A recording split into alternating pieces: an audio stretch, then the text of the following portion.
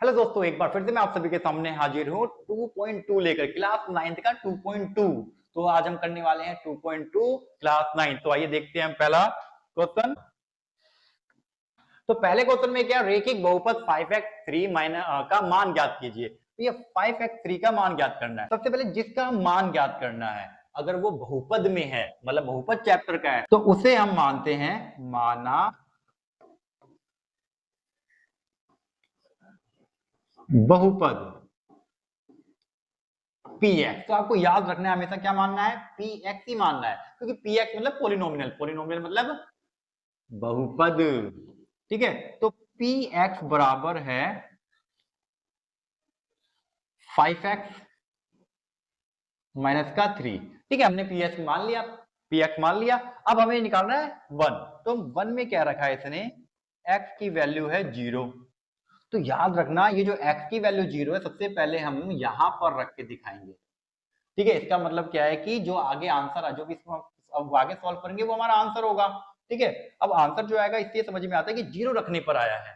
ठीक है, तो 5 के साथ हमने क्या किया, 0 पुट कर दिया, माइनस का 3 इक्वल टू क्या आ गया, 5 को 0 से करेंगे तो 0 माइनस का 3 और फिर आ जाएगा हमारे पास माइनस का 3।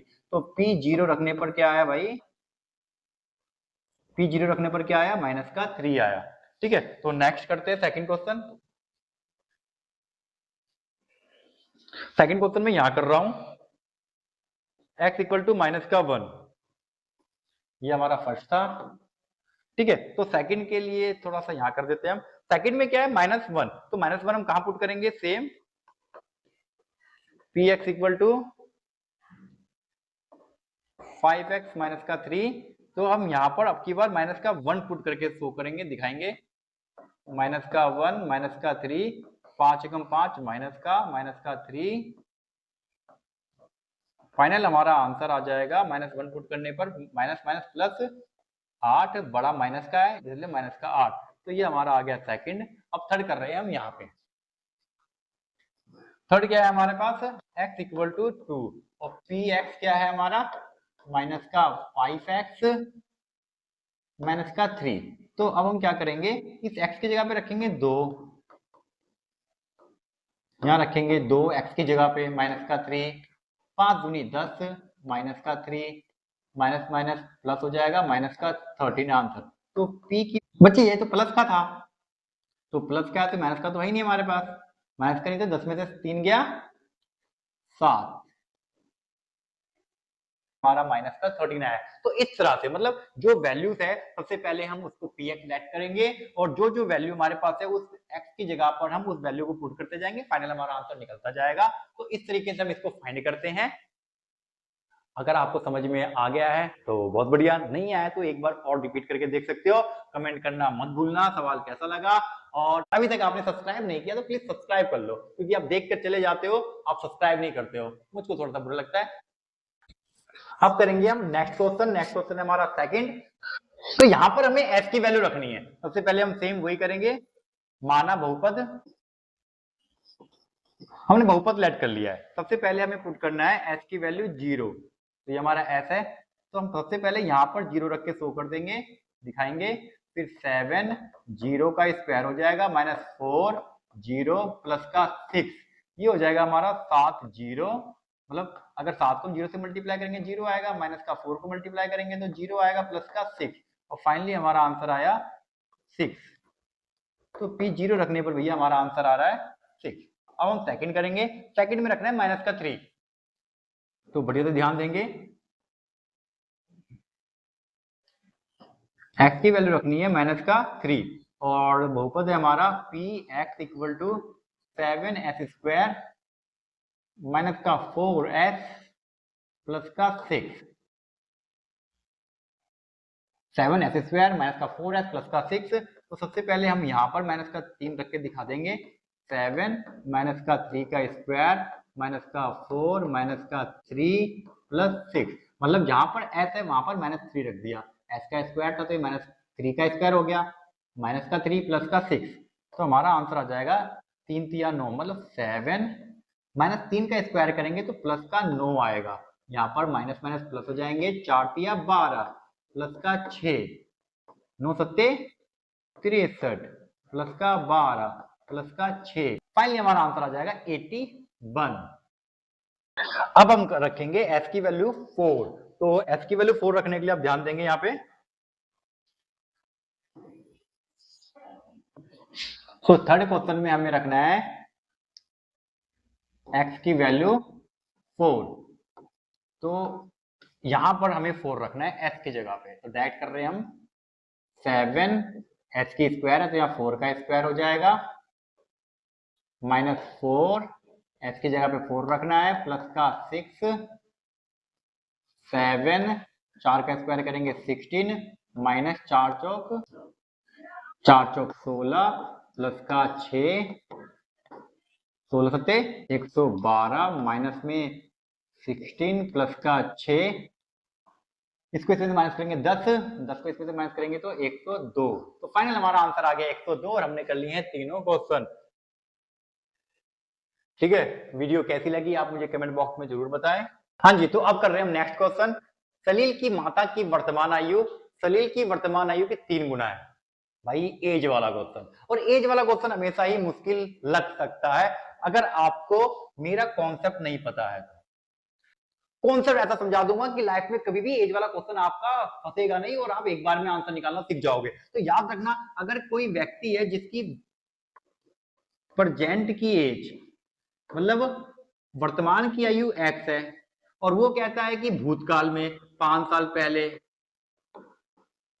अगर 5 साल पहले होगा तो उसकी एज हो जाएगी x-5, और अगर वो बोलता है कि 4 साल बाद, तो 4 साल बाद उसकी एज हो जाएगी x प्लस का 4। तो जब भी हमें पीछे जाना हो तो माइनस करना पड़ेगा, तब जाके उसकी वैल्यू पुट करके दिखानी पड़ेगी। अक्सर बच्चे क्या करते हैं, x की वैल्यू पुट मान लेते हैं और x को ही लेके चलते हैं, जबकि सवाल ने कहा होता है 4 साल पहले उसकी आयु इतनी थी, तो ये 4 साल पहले x नहीं होगा, x-4 होगा। 10 साल बाद इतनी होगी तो x नहीं होगा, x प्लस 10 का होगा। तो आपको ध्यान देना है, जब पास्ट की बात करेगा तो हमें मानना प्रेजेंट में ही है पर जाना पास्ट में है। देखो कैसे, सलील की माता की वर्तमान आयु सलील की आयु वर्तमान आयु की 3 गुनी है। अब माना सलील की आयु, माना यहां पर सलील की माता की वर्तमान आयु सलील की आयु की 3 गुनी है, तो माता 3 गुनी है ना, तो सलील के 3 गुनी है। माना सलील की आयु, माना सलील की आयु कितनी है, मान लेते हैं x है। ठीक है, तो सलील की माता की आयु कितनी हो जाएगी, 3 गुनी हो जाएगी भाई। लो भाई 3 गुनी हो गई। तो फिलहाल हमने ये जो उसने कहा है याद रखना, ये है, तो ये हो गया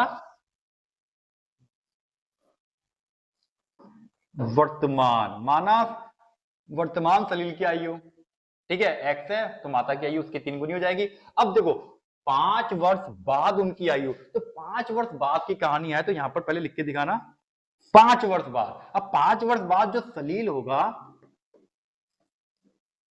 वो x नहीं होगा, वो x प्लस 5 होगा, और जो माता होगी वो 3x होगी। मतलब 5 साल बाद सलील x प्लस 5 होगा और माता 3x प्लस 5 होगी। दोनों 5-5 साल इंक्रीज हो जाएंगे, बढ़ जाएंगे। इसका स्क्रीनशॉट जरूर ले लेना, बहुत इंपॉर्टेंट है ये।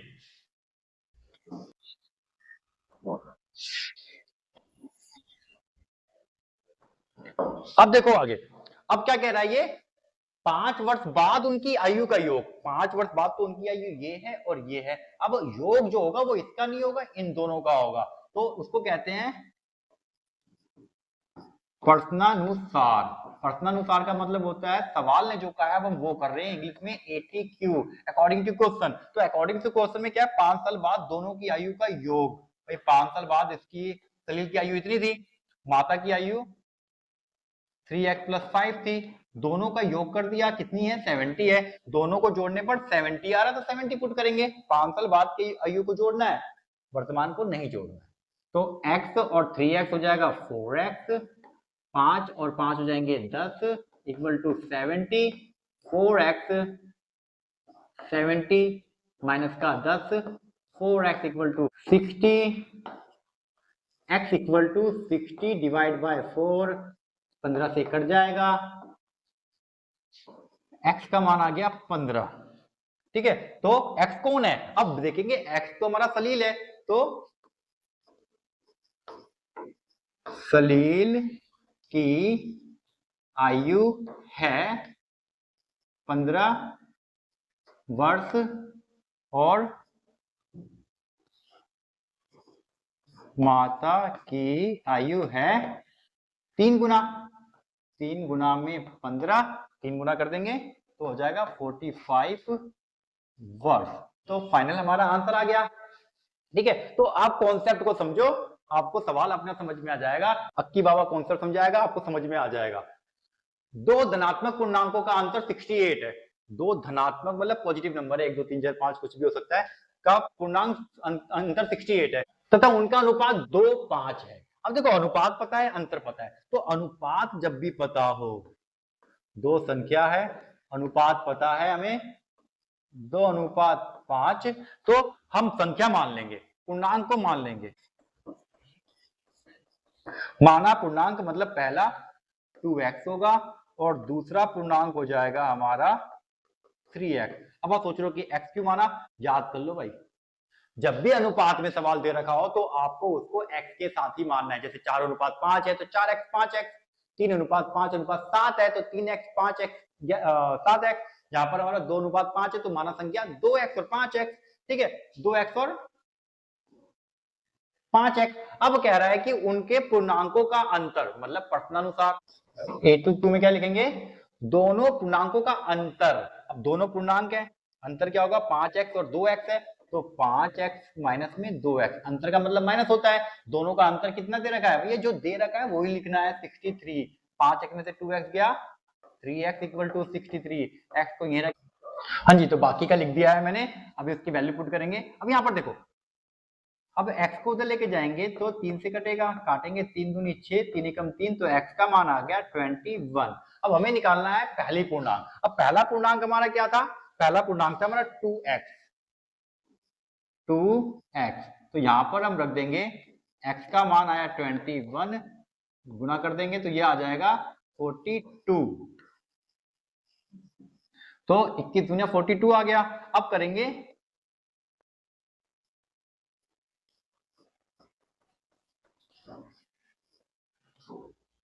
दूसरा पूर्णांक है हमारा 5x, x का मान आ गया 21, 5 एकम 5, 5 दूनी 10, तो फाइनल हमारा आंसर है 42 एंड 105। डन। अब करेंगे हम नेक्स्ट क्वेश्चन। रूबी के पास 2 रुपए के सिक्कों की संख्या 5 रुपए की सिक्कों की संख्या की 3 गुनी है। रूबी के पास 2 रुपए के सिक्कों की संख्या 5 रुपए के सिक्कों की संख्या की 3 गुनी है। यदि उसके पास कुल 88 रुपए हैं तो प्रत्येक प्रकार के कितने सिक्के हैं। ठीक है, तो 2 रुपए के सिक्के हैं, उसका 3 गुना उसके बाद 5 रुपए के सिक्के हैं, टोटल उसके बाद 88 रुपए भी है। तो अब बताना है हमें कि उसके बाद प्रत्येक 2 के सिक्के कितने हैं और 5 के सिक्के कितने हैं। तो देखो यहाँ पे ये थोड़ा सा मुश्किल जरूर हो सकता है पर बड़ा आसान है, कॉन्सेप्ट समझेंगे, अक्की बाबा का कॉन्सेप्ट, सवाल क्लियर। ठीक है, तो यहां पर आपको ध्यान देना है कि हम x किसको माने। ठीक है, तो x 2 रुपयों के सिक्कों की संख्या 5 के सिक्कों की संख्या की 3 गुनी है, मतलब जो 2 के सिक्के हैं वो 5 के सिक्कों की 3 गुनी है। तो अगर मैं 5 को x लेट करूंगा तो 2 के सिक्के जो है वो हमारे क्या हो जाएंगे, 3 गुने हो जाएंगे, 3x हो जाएंगे। ठीक है, तो 5 रुपयों के सिक्कों की संख्या हमारी x है, माना 5 रुपयों के सिक्कों की संख्या x और 2 रुपयों के सिक्के की संख्या उसका 3 गुना है, सवाल ने जो कहा है 3x। अब हमें सिक्के निकाल लिए, 5 रुपयों के सिक्कों की संख्या है तो 5 गुना में x 5x। अक्की बाबा का कॉन्सेप्ट, कॉन्सेप्ट क्या है, अगर तुम्हारे पास 5 रुपए के सिक्के हैं, वो अगर 10 हैं तो 10 से गुना कर दोगे तो उसकी वैल्यू कितनी आ जाएगी, 50 आ जाएगी। अगर वही संख्या हमारे पास 15 है तो हम तुम्हारे पास कितने रुपए हैं, 15 5 75, तुम्हारे 75 रुपए हैं। अगर वही संख्या अगर हमारे पास x है तो फिर वैल्यू कितनी होगी, 5x हो जाएगी, तो 5x हो जाएगी। तो मतलब अगर उसकी वैल्यू निकालनी है तो उसको गुणा करते हैं। 2 रुपए के सिक्कों की मूल्य कितना है, मतलब मूल्य निकाल रहे हैं हम 5x था, 2 रुपए के सिक्कों का मूल्य क्या है, 2 रुपए, 3x है तो 2 तिया 6x, तो याद रखना 2 गुणा 3 6x।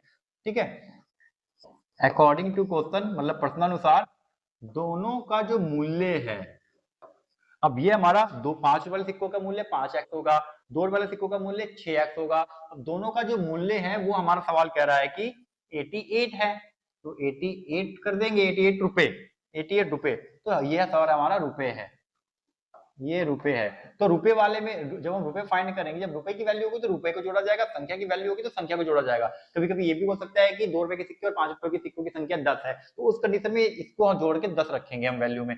लेकिन यहाँ पर क्या है कि यहाँ पर रुपए है तो रुपए के बराबर रुपए ही आता है। ठीक है, 5 और 6 11x, 88 x यही रहेगा, 88 डिवाइड बाई 11 कट गया 8 और x का मान आ गया 8। सवाल ने क्या पूछा है, प्रत्येक सिक्के कितने हैं, तो भैया 2 रुपए की संख्या। अब 2 रुपए की संख्या कितनी थी भैया, 2 रुपए की संख्या 6, संख्या यहां पर है, इसको नहीं रखनी है, रुपए है, संख्या यहां पर थी 3x, तो 3x का मान आया हमारा 8, तो ये आ जाएगा हमारा 8 दिया 24, और 5 की संख्या कितनी है, 5 की संख्या थी हमारे पास ओनली x, तो x का मान आया है 8, तो ये हो जाएगा 8। अब काउंट करके देख लो, आपका 80 आएगा। 24 सिक्के हैं, 24 दूनी 48, 5 के सिक्के 5 अट्ठे 40, टोटल हो गया 88। तो आप अपने आंसर को चेक भी कर सकते हो क्रॉस चेक करने के लिए। नेक्स्ट क्वेश्चन है, एक किसान 300 फीट लंबी बाढ़ के 2 भागों में काटता है, बड़ा भाग छोटे भाग का 4 गुना है, दोनों भागों की लंबाई ज्ञात कीजिए। ठीक है, एक किसान है, बाढ़। अब बाढ़ क्या होती है, जो आपने देखा होगा खेतों के कोने कोने पर जो तार लगाई जाती है, कांटेदार तार लगाई जाती है, उसको बाढ़ कहते हैं। इंग्लिश में कहते हैं उसको फेंस, तो इंग्लिश में उसको फेंस कहते हैं और हिंदी में बाढ़ कहते हैं। तो एक किसान 300 फीट की बाढ़ है भाई, टोटल बाढ़ कितनी है 300 फीट की है। उसने इस 300 फीट की बाढ़ को बड़ा भाग का 4 मतलब 2 भागों में बांटा, बड़ा भाग छोटे भाग का, मतलब बड़ा भाग है और छोटा भाग है, तो छोटे भाग में और बड़े भाग में उसको काट दिया।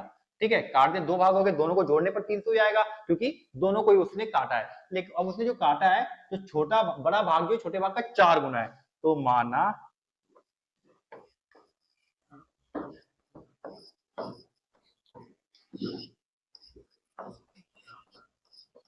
माना छोटा भाग x, तो बड़ा भाग जो होगा वो हो जाएगा 4 गुना 4x। अभी मैंने क्या बताया, अकॉर्डिंग टू क्वेश्चन में दोनों को जोड़ने पर क्या आएगा 300 आएगा, तो x प्लस में 4x इक्वल टू 300। सवाल ने पूछा क्या है, दोनों भागों की लंबाई ज्ञात कीजिए, तो दोनों भागों की लंबाई के लिए छोटा भाग x है, बड़ा भाग 4x है, दोनों को जोड़ने पर 300 आ गया हमारा। अब ये हो जाएगा 5x इक्वल टू 300, x को ये रखेंगे 300 डिवाइड बाय 5, 5 30, और x का मान आ गया फाइनली हमारा, x का मान आ गया हमारा 60, तो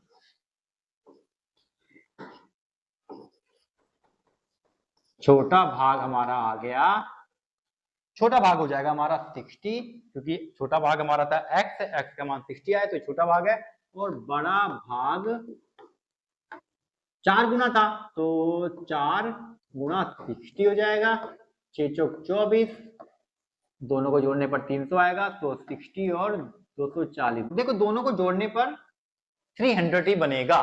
फाइनल हो गया हमारा। हाँ जी, तो अभी तक आपने अगर सब्सक्राइब नहीं किया तो सब्सक्राइब करके जाना, बार बार याद दिला रहा हूं, सब्सक्राइब जरूर कर देना। यदि किसी आयत की लंबाई उसकी चौड़ाई के दुगने से 3 सेंटीमीटर अधिक है, तो ये आयत वाला सवाल है। सबसे पहले आयत बना लो इसका, ठीक है, ये हमारी लंबाई है और ये हमारी चौड़ाई है। सवाल ने कहा है कि यदि आयत की लंबाई उसकी चौड़ाई के दुगने से 3 सेंटीमीटर अधिक है, तो जाहिर सी बात है भैया ये बड़ा है तो ये बड़ा ही होगा, दुगने से 3 अधिक जो है वो ये होगा, चौड़ाई ये है, तो चौड़ाई के दुगने से, चौड़ाई को मान लो x, चौड़ाई के दुगने से 3 सेंटीमीटर अधिक है, ले भाई अधिक कर दिया हमने, बन गया। तो यहां पर लिख लो आप, माना चौड़ाई x, तो लंबाई क्या हो जाएगी 2x प्लस में 3। एक बार और देख लो, चौड़ाई के दुगने से 3 सेंटीमीटर देखा, तो लंबाई चौड़ाई के दुगने से, तो चौड़ाई मान ली x, तो x का दुगना 2x से 3 अधिक, तो 2x प्लस 3 लंबाई है, तो लंबाई हो गई हमारी।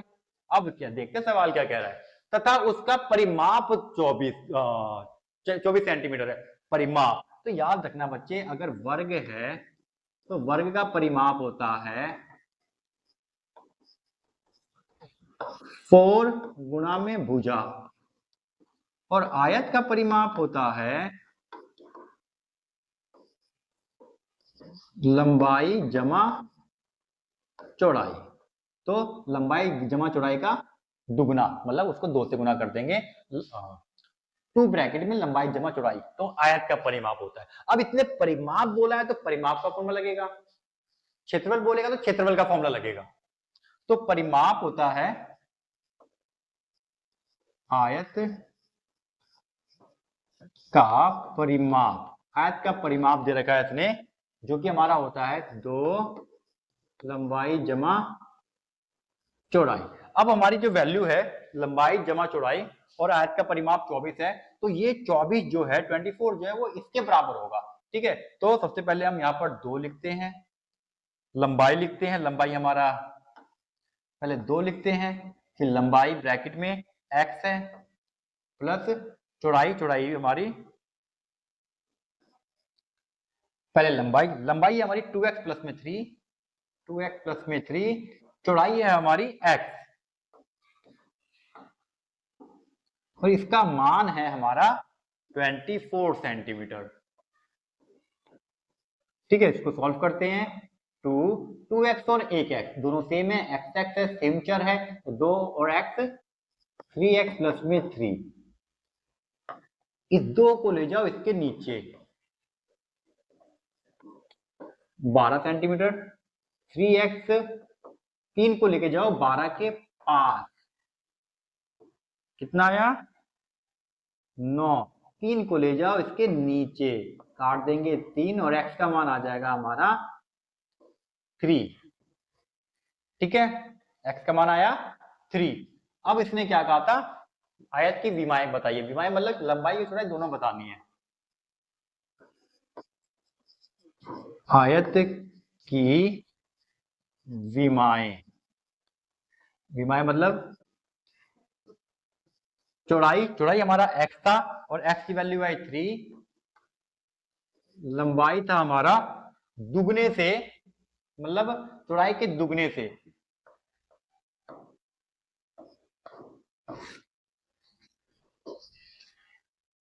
x था हमारा चौड़ाई के दुगने से, चौड़ाई 3 आया उसका दुगना 6 प्लस में 3 9, तो सेम इस 3 की वैल्यू को हम यहाँ पे पुट कर देंगे। तो इस तरीके से हमारा चैप्टर होता है समाप्त, और अभी तक आपने सब्सक्राइब नहीं किया तो सब्सक्राइब कर ले, अपने दोस्तों के साथ शेयर करना मत भूलना। नेक्स्ट 2.3 के लिए आप डिस्क्रिप्शन में जाके उसका लिंक देख सकते हैं, या फिर डायरेक्ट आप प्लेलिस्ट में भी जा सकते हैं। All the best, thank you.